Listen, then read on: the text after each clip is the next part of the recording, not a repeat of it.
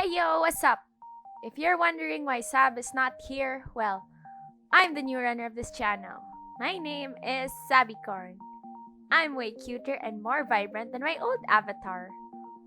Also, my voice is finally higher since I don't record when people are asleep anymore. Today, we'll be seeing the process of how I painted this commission from Zafiki1 on Twitter. Here is the initial sketch, followed by the color block thumbnail. We start from there.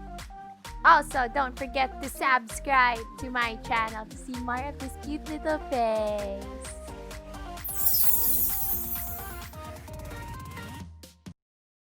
From the thumbnail, I start by lowering the sketch opacity and the multiply block. The multiply layer at this stage is just a guide on where the shadow should go. I go to the actual layer of the objects and begin to shade from there.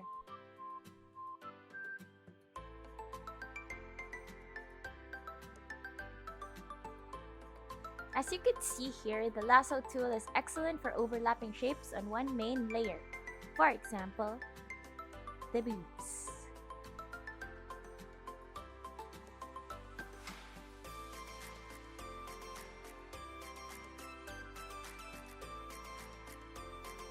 I usually put the facial features on a separate layer so that I can edit it without changing the structure of the face.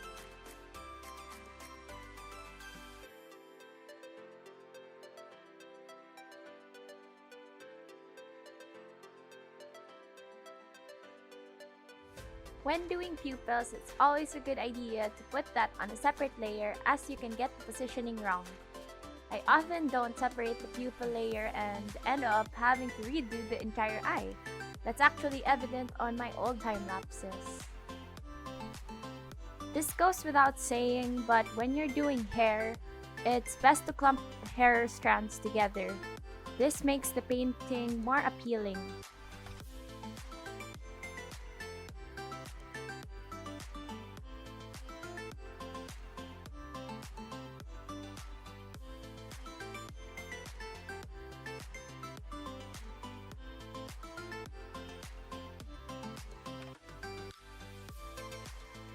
What can also help is using a hard round brush for shading fabric and blending that out later with the blendy brush thingy, which I forgot what it's called, but you can find it there.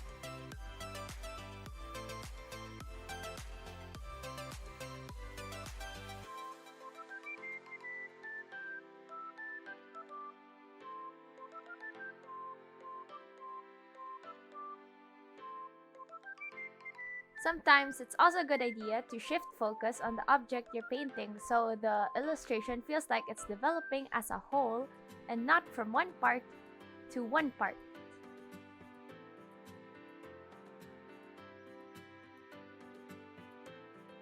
There's a major error in how I drew the hand because my lazy ass can't bother to take a photo reference, but I redid this without putting it on the video, just so you know.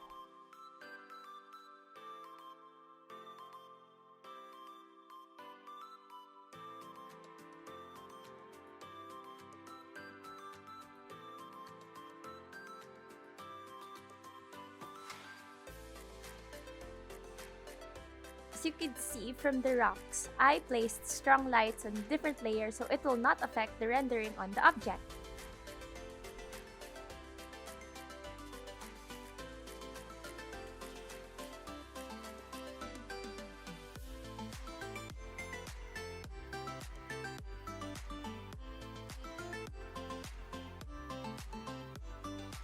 Here, I darkened some shadows to give it more depth and make it more distinguishable.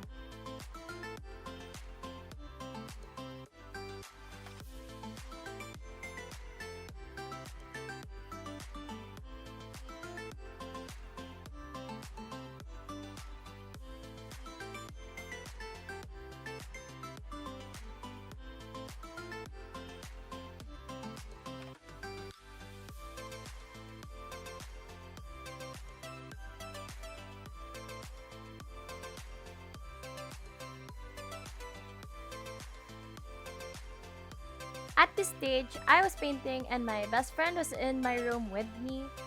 She pointed out that the boobs looked off, and that's why I had to redo the thing. Now it looks more natural, doesn't it?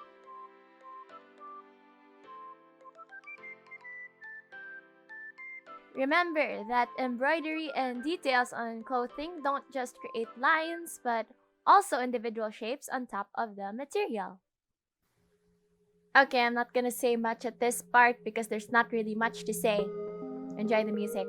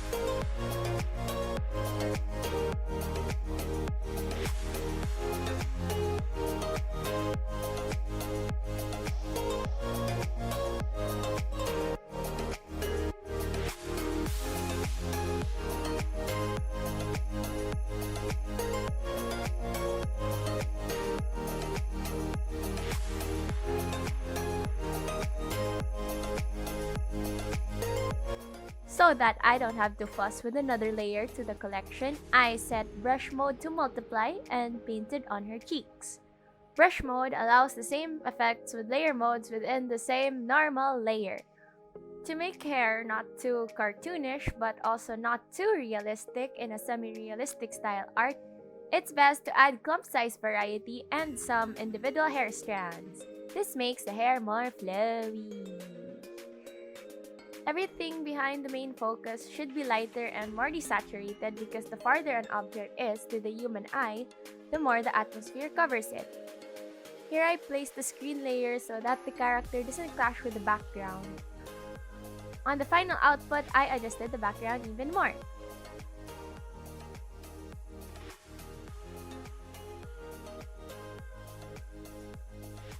This is another linear dodge layer so I can see the correct placement of the sunlight on her body. You can tell I really struggled to place it correctly on the face. I did not have an easy time.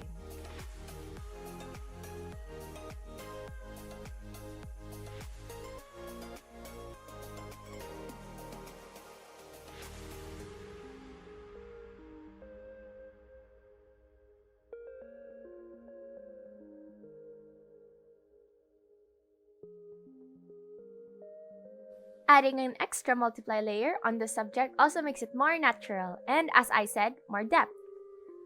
Be careful not to overpaint it on though.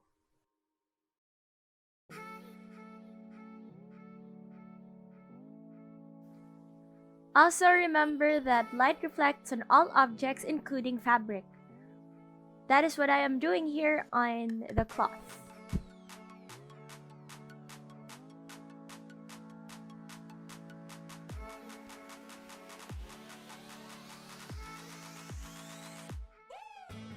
The cheese.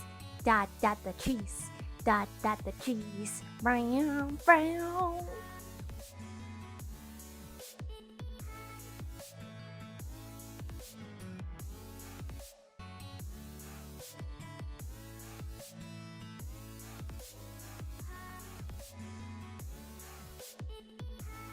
For this one, I converted the trees into a smart object so that I can edit them individually without getting distracted from all the other objects in the painting.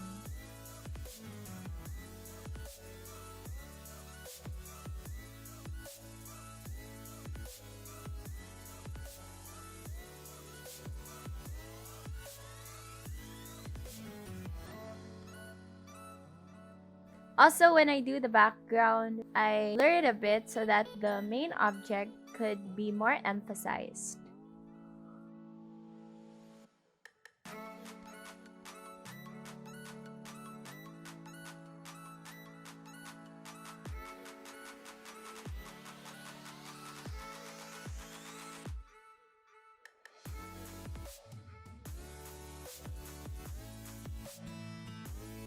So I initially wanted the Bob Ross effect on the cherry blossoms, but no matter how much I adjusted it, nothing seemed to look right.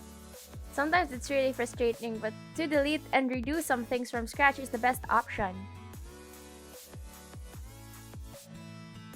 I used the lasso and the paint bucket tool to paint the shapes of the leaves, cause painting them individually would be hell to do at this point. This time, my cherry blossoms look like pom-pom balls. But they're better. Pom-pom balls. Pom-pom. Pom-pom. Pom-pom.